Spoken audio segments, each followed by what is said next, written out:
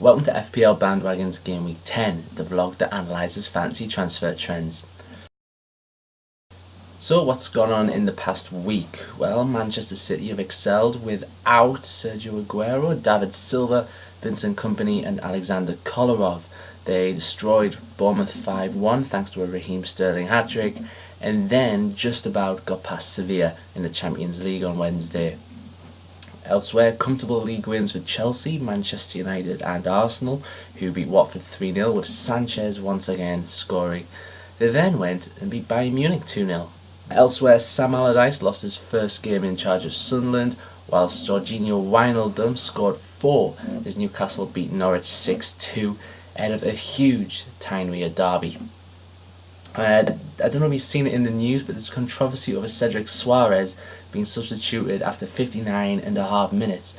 Somebody wrote to FPL, went to the effort of writing to them, to complain that he was classed as a 59 minutes instead of the 60 minutes that would have gave him clean sheet points. But it was turned down. The points remain as they were because he didn't complete 60 minutes. Price drops, there's not been many, Pedro, Ross Barkley, but not many significant ones. So it's all about starting with the first bandwagon this week, which is a revisit to Jamie Vardy. I chose him 2 weeks ago and said no, stay off the bandwagon, you don't want to double up on Leicester. And then of course after that Mahrez got benched for the next 2 games and Vardy kept on scoring. And he just continued. He can't be ignored. He has 9 Premier League goals. He's scored in the last 6 games. He's a top scoring forward in FPL and he's a top scoring player at all in the league. He's had the most shots on target, second highest shots inside the box, most penalty area touches, and he's playing for a team that just refuses to lie down. They were losing 2-0 at Southampton, still found a way to come back, and just like they did against Aston Villa. You've got to get on this bandwagon because it's exceptional form. His fixtures just are not easing up. I'm going without him because I have to. I've got too many fires to fight. But I'm living in fear of him, if I'm honest. But for those who still haven't replaced Sergio Aguero yet, he's the obvious replacement. Next up is Arsenal's right back Hector Bellerin. In the past week, he's assisted Aaron Ramsey against Watford and set up Mesut Ozil's goal against Bayern Munich. So he's a pacey wing back with incredible attacking potential, as well as Arsenal's 5 clean sheets in the league. So defensively they're good. Going forward, he's a weapon. It's a no-brainer.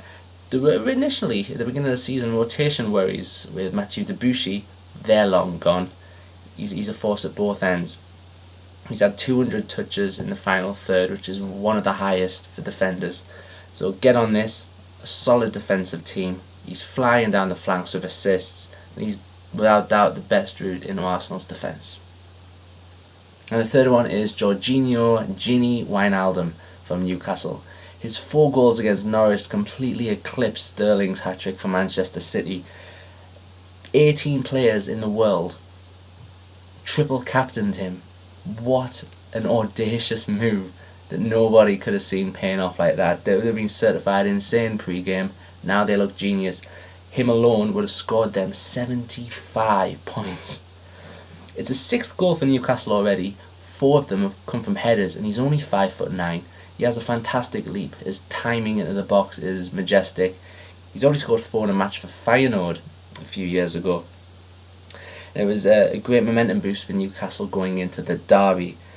Was it sustainable though? They had 6 shots on target all game. All of them went in. So it's hard to judge whether to get on or stay off. I would personally stay off the bandwagon.